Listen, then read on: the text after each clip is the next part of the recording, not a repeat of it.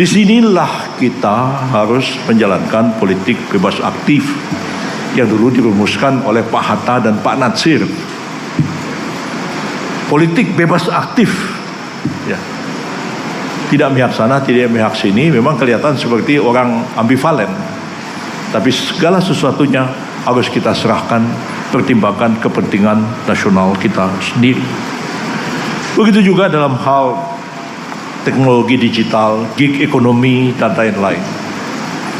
Tadi secara aspek-aspek hukumnya saya sudah terangkan. Saya sudah tulis, itu bisa dibaca teksnya.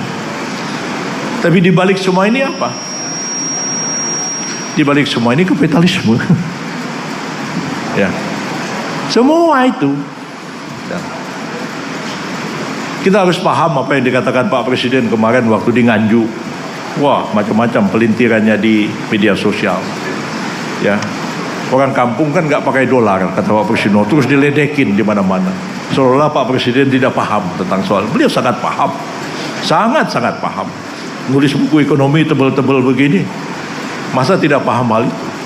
Tapi seorang presiden harus bicara kepada rakyatnya.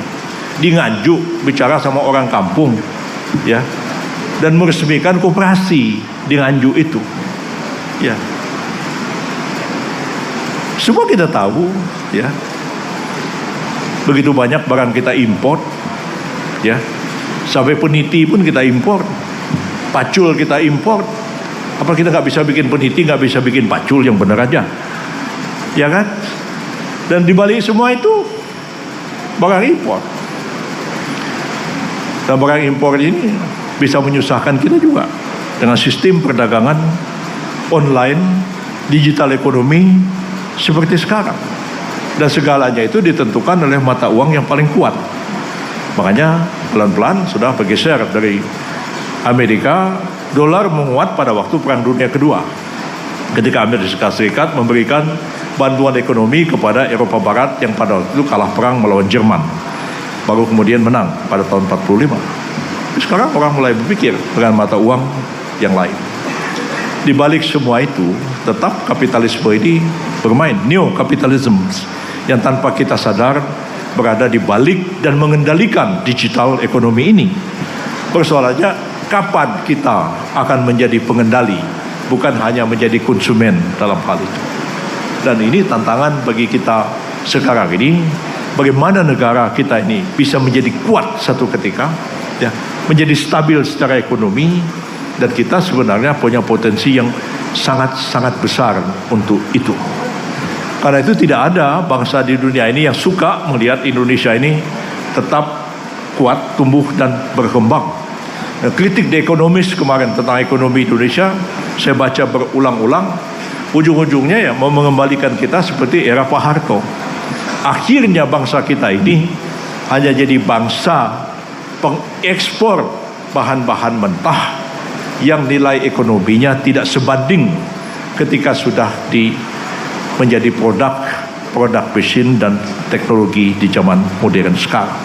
Akhirnya cuma mau itu aja. Ya, saya pengalaman betul pada waktu Pak Harto, hampir kita ini sudah menjadi the Asian Tiger tahun 97. Kekuatan ekonomi terpenting di Asia pada waktu itu. Karena Pak Harto bisa naikkan pertumbuhan ekonomi sampai 8% pada waktu itu. Mereka tidak suka. Digoncang kita dengan mata uang, berantakan semua. Ketika kita kalang kabut, IMF datang. Saya menjadi saksi sejarah dengan Pak Murdiono pada waktu itu. Bagaimana IMF mengatakan kami akan membantu Indonesia. Kita itu ibaratnya bayi lahir nggak dewasa masuk inkubator. Ya, dia akan bantu kita, tapi dengan beberapa permintaan. Salah satu permintaannya itu dana untuk pengembangan IPTN minta dihentikan. Kenapa? Orang-orang Barat itu tidak akan pernah mau Indonesia itu mampu menjadi negara yang masuk ke era teknologi. Mereka tahu kalau IPTN itu dikembangkan terus, Indonesia akan bisa. Mungkin hari ini kita sudah bisa bikin pesawat tempur sendiri. Mereka nggak mau. Kita digagalkan di situ. Itu generasi muda harus paham. Jangan kita menggantungkan nasib kita ini kepada bangsa lain. Nggak ada yang akan nolong kita itu kecuali kita sendiri.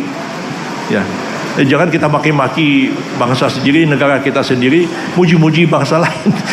Bahaya itu. Mentalitas seperti itu merusak kepentingan kita sendiri. Kitalah yang harus memperbaiki apa yang kurang pada bangsa kita ini, dan segera termasuk juga pembangunan hukum kita.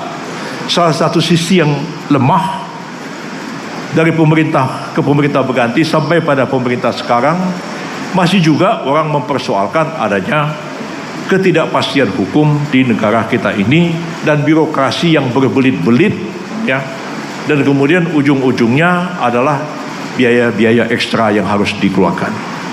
Termasuk juga pemerintah Cina menyurat kepada Presiden, Pak Presiden kita, mempertanyakan kelambatan proses pengurutan perizinan, liku-liku birokrasi yang panjang, biaya-biaya ekstra yang tidak perlu, dan segala macam yang mengakibatkan kita lambat.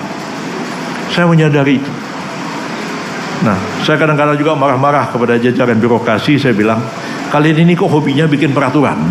Ya, saya bilang, walaupun saya profesor hukum, kalau saya melihat, saya bilang, satu masalah tuh bisa diselesaikan, bisa dikerjakan tanpa peraturan, nggak perlu kalian bikin peraturan. Ya, bikin peraturan aja kerjanya. Diskusi berbulan-bulan nggak selesai. 2 tahun nggak jadi peraturannya. Begitu jadi peraturan, nabrak lagi peraturan yang lain.